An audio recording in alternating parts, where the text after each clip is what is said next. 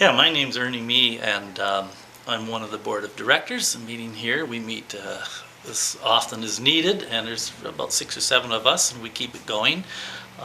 Each one of us has an interest in old cars. We come from many different walks of life, and the more I come to this place, the more I get involved with it because it's such an interesting building. This is actually an old car dealership from, 80 years ago or wherever in Oshawa, and it's been operating this way for about 50 years.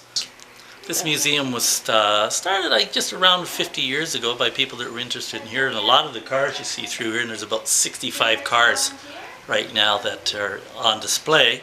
And a lot of these cars really focuses on Canadian cars, and a lot of them came from the J. Bud McDougall collection. There's a set of Rolls Royces back there. We also have, interestingly enough, one of the first hybrid cars upstairs. There's a Galt from 1911, which was electrical and also gas. So there's your Prius from 1911 happening. I think it was 11 or 18 upstairs. So take a look. There's also an Amphicar upstairs.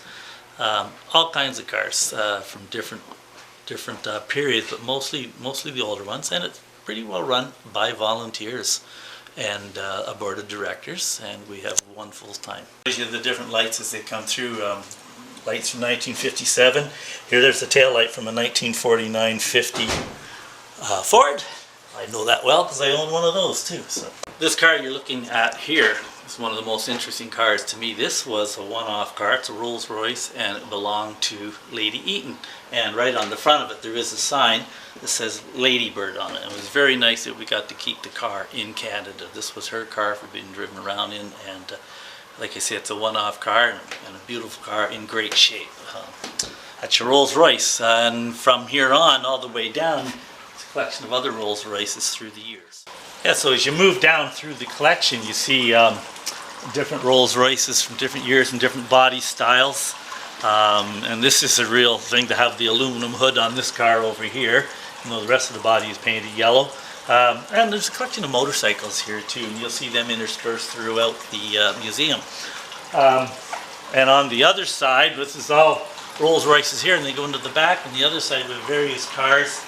There's another Rolls Royce down there. We have a 1909 Model T for here, and there's a 1902 Brush, Orient Brush, and there's so many of them, Alfa Romeo, but many of them is the Canadian cars, and that's what we try to preserve. It's the cars that were made, many of them right here in Oshawa, and the Fords and that made down near Detroit. This car right here you're looking at, I'd like to take this out for a Sunday drive. It's a Bugatti, 1926. And so yeah, sports cars or racing cars, etc. are here too. The car back here is Hispano Suiza, and the interesting thing about this car, so I'm touching it right here, this body is fabric. You can hear it. It almost sounds like a mattress cover there. And this is very and leather upholstery, etc. and everything like that. So it was a very good car for its year, etc. But people forget that they sometimes were fabric bodies. Some of the Brooks steam cars had fabric bodies as well. And now, these cars they're all Canadian made in here? Not all Canadian made. Many of them are, and it depends how sold things to have been donated. Yes, sold to a Canadian dealership originally. Well, probably, or else donated here by somebody in Canada or whatever. Because on your website, I was reading not only Canadian auto industry, but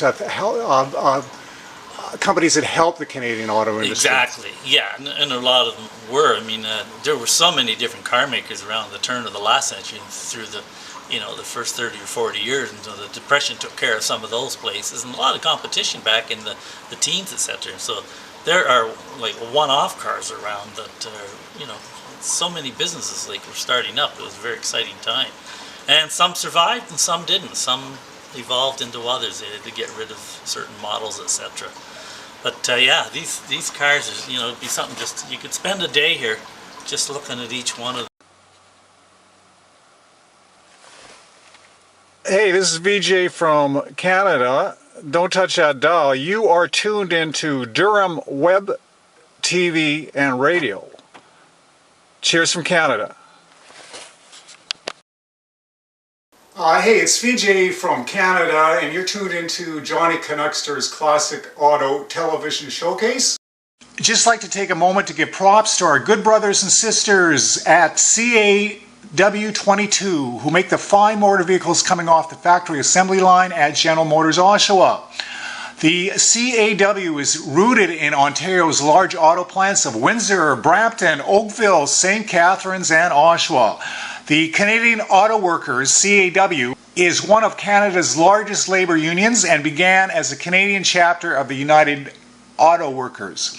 The UAW was founded in August 1935 and established a foothold in Canada following the great 1937 General Motors strike at the Oshawa, Ontario plant.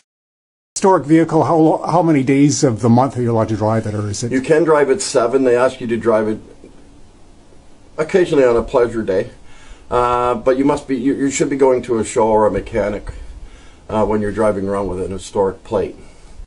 Can you tell me a story about the dog there, that picture there? Well, the dog is he died 2 years ago. His name was Chevy, and I do now have a new one named Buddy. But in order for him to go for a ride every once in a while, he's in the trunk trying to break himself out there, as you can see. Who did the artwork? It was done by a fellow who does airbrushing in Oshawa. And that's the $18 plate there. That is only because it's historic. Your regular plate doesn't have historic, which entitles you to drive it on a daily basis. It's too bad. I was going to try to get it out today, put the battery on charge. Don't go all the way. Don't. You sucker. Yeah, it's an original Chevy 283 motor with, obviously I've changed over a number of things. I've gone from the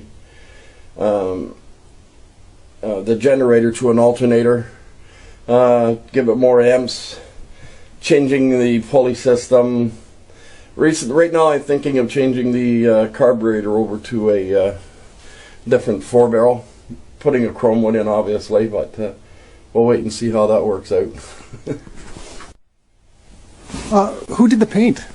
The paint was done when I had an off-body restoration. That was done, I believe, almost 20 years ago now, if not more, in Ottawa.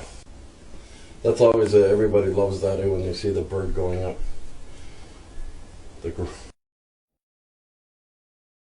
Are not original. They are a replica light because it used to have a 2-watt light bulb in it. These are now the new LEDs that I purchased in the States, and they have approximately 60 LED on either side now. So it gives it a better, brighter braking. The glass is original, isn't it? No? No, the actual is in the cabinet over there. They look identical. Okay. Identical. The only difference is, if you can see on the inside, they're LEDs, not the original 2-watt light bulb. I see Richie's, that's for you, is it? That's my name, yeah. Okay. Yeah. Yeah. Antenna's name is Seymour Butts.